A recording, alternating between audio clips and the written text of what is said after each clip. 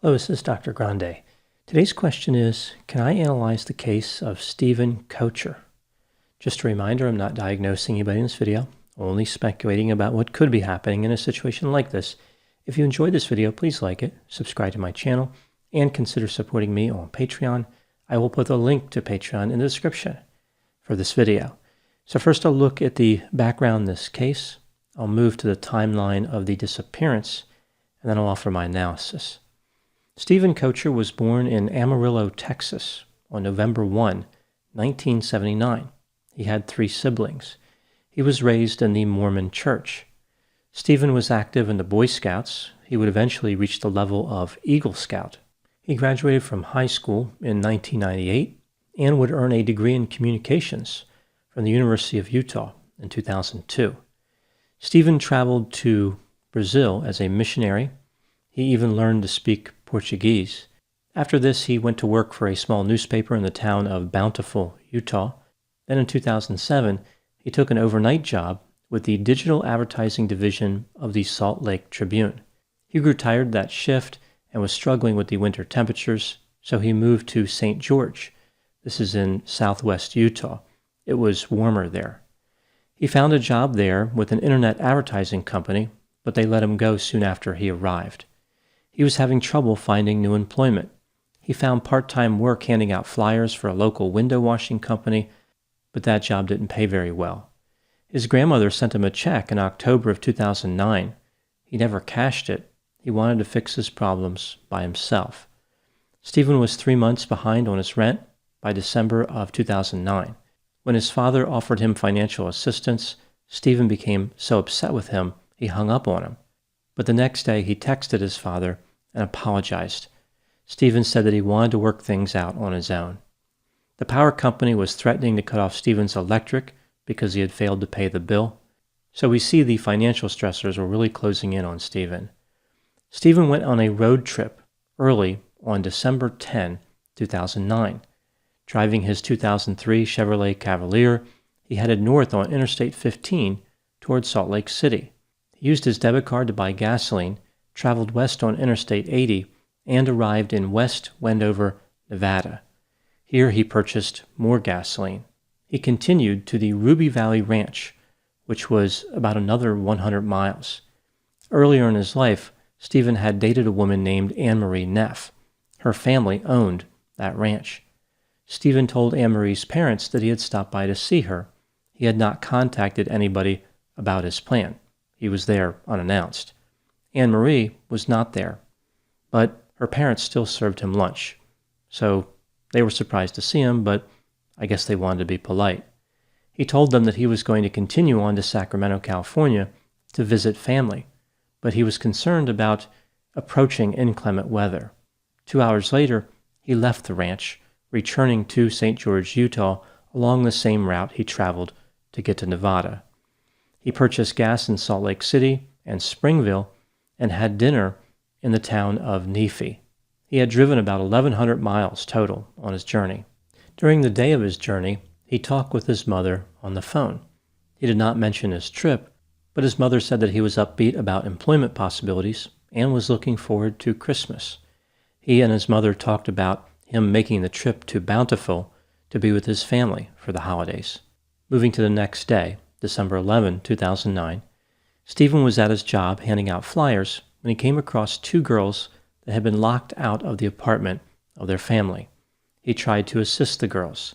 He called their mother, but she did not answer. He then looked for someone who could take the girls in until one of the family members showed up. Steven talked to a bishop from his church who told Steven that he would have a job ready for him starting in January 2010.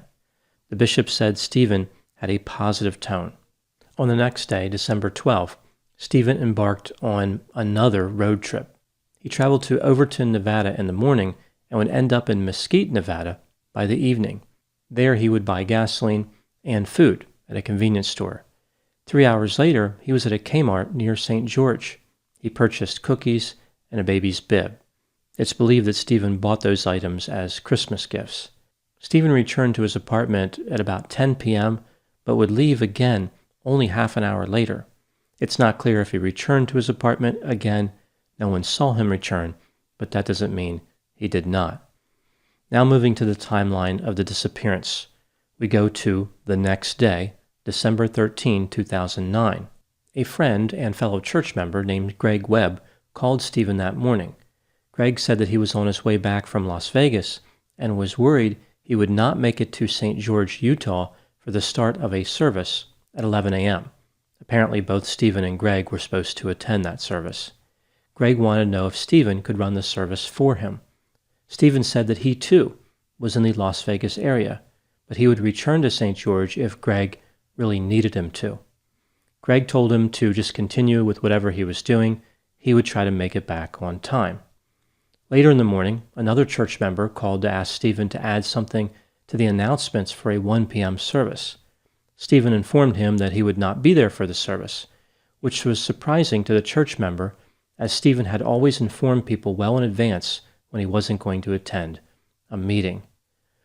Moving to 11:54 a.m., we see that Steven's car was captured on surveillance video driving in a cul-de-sac in a retirement community in Henderson, Nevada. At noon, just 6 minutes later, a person believed to be Steven was seen walking on the sidewalk carrying something in his hand. It may have been a folder. Another camera would catch him as he continued to walk. This was the last time he would ever be seen. 5 hours later, his cell phone pinged a tower 10 miles northeast. At 7 p.m., it pinged another tower 2 miles further north. On December 14, early in the morning, it pinged a tower 2 miles to the north of the last position. An hour later, the phone was used to check Steven's voicemail. The phone would stay near that tower for 2 days, after which there would be no more activity. Steven was reported missing after his vehicle was found abandoned. His family searched all over the Las Vegas area, as did the authorities sometime later. No trace of Steven Koecher was ever found. Now moving to my analysis. I had a number of requests for this case after I released my video on the Susan Powell case. It is believed that Joshua Powell, her husband, was involved in her disappearance. Joshua suggested that Steven Koecher had run off with Susan Powell. After all, the disappearances of Steven and Susan were only about a week apart. I'm not aware of any evidence that connects the two cases. I think Joshua Powell was just taking advantage of a coincidence to try to escape responsibility. I don't think the two cases are related at all. So what happened to Steven Koecher? Steven seemingly disappeared right off of the street. His internet search history didn't reveal anything out of the ordinary. None of his assets have ever been accessed, like bank accounts or anything else. He had a diary where he talked about how he was single and had money problems, but he also indicated that he was confident those two issues would resolve shortly. His apartment was neat. There was plenty of food in it.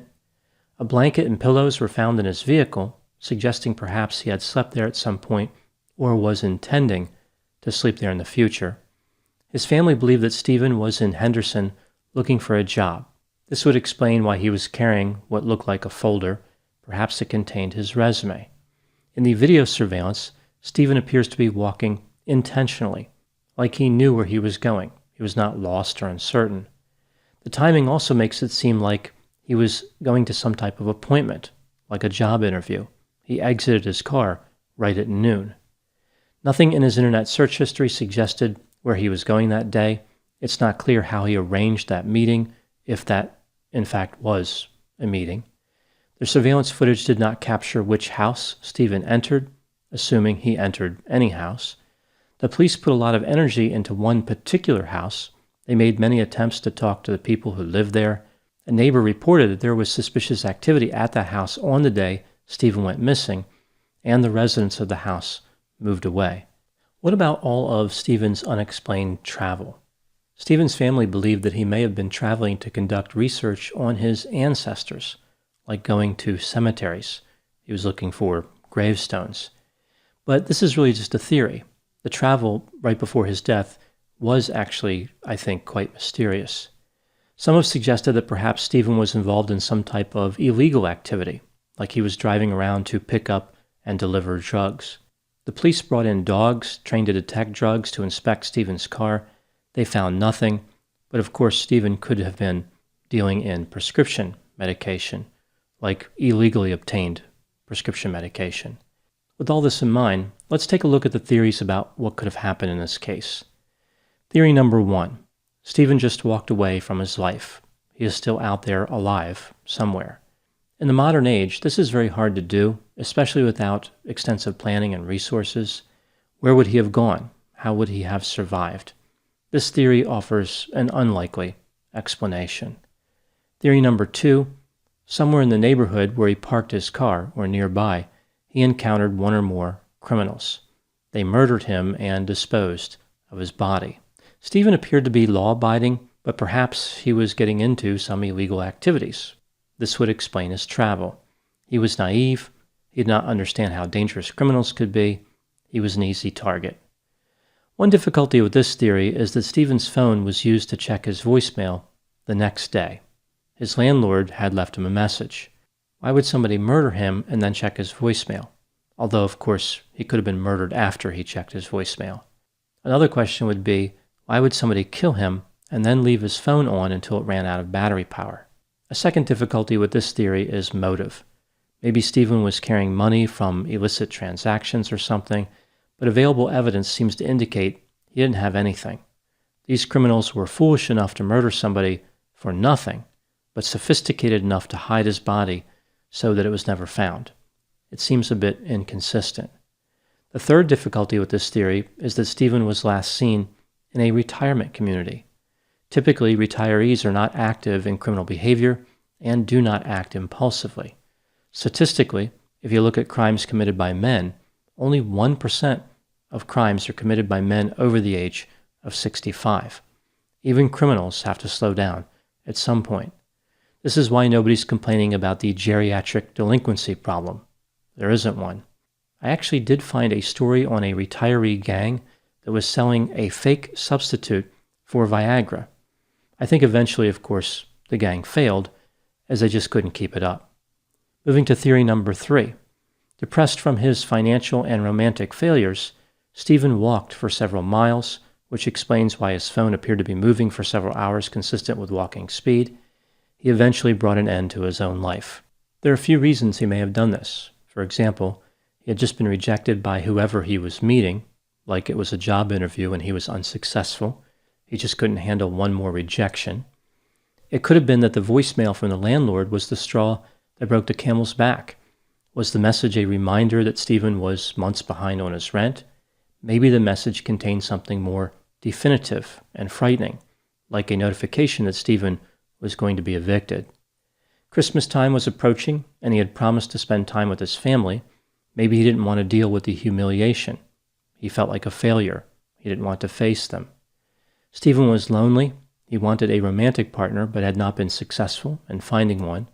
In addition, his prospects may have been diminished by his financial status. Steven had turned 30 just over a month before his disappearance. Maybe for him, this was a critical milestone for expectations that he did not live up to. I believe this theory is the most likely among the 3 theories I've talked about here. Steven was driving a lot, spending money on gasoline, even though he didn't have a lot of money. He could have been wandering and looking for a sense of purpose, taking some time to think about life, looking to come to peace with his time on earth, visiting a few places that had special meaning for him. Perhaps this is why he attempted to see his ex-girlfriend unannounced. Maybe he was looking to find or provide closure. Or it could have been that he was hoping they would reunite, which would give him a sense of purpose. When she wasn't there, this was yet another perceived rejection or a message that he should just give up. The reality is that Steven was headed for a change one way or the other. His lifestyle was unsustainable given his income. He was going to have to move back in with his family or be homeless. There are problems with this theory too, though. This is not a perfect explanation. For example, how did he do it? It could have been something as simple as exposure. Where is his body? There are a lot of rural areas in Nevada. He could have caught a ride with somebody out to the middle of nowhere. Why did he seem so future-oriented, like buying Christmas gifts and being happy about an upcoming job? People who are depressed often hide their feelings from others. Moving to my final thoughts, if theory 1 was true, that is, Steven just took off and started a new life, then he was truly remarkable. Starting his life over like that would be very difficult to do and have it be undetected. If theory 2 is true, he ran into a bad element, it's a reminder that the world is a dangerous place. If theory 3 is true, Steven brought an end to his own life, it's a reminder that stress has to go somewhere. There's always some type of consequence for stress. Steven was under a lot of pressure, and he did not see a way out. He did not want to take money from his relatives. He did not want to be a burden. Perhaps this is why his body was never found. That, too, would have been a stressor on his family. It would have been a burden, and he wanted to spare his relatives from that experience. Maybe he believed it was his final act of kindness. Those are my thoughts on the case of Steven Koecher. Please put any opinions and thoughts in the comment section. They always generate an interesting dialogue. As always, I hope you found my analysis on this topic to be interesting. Thanks for watching.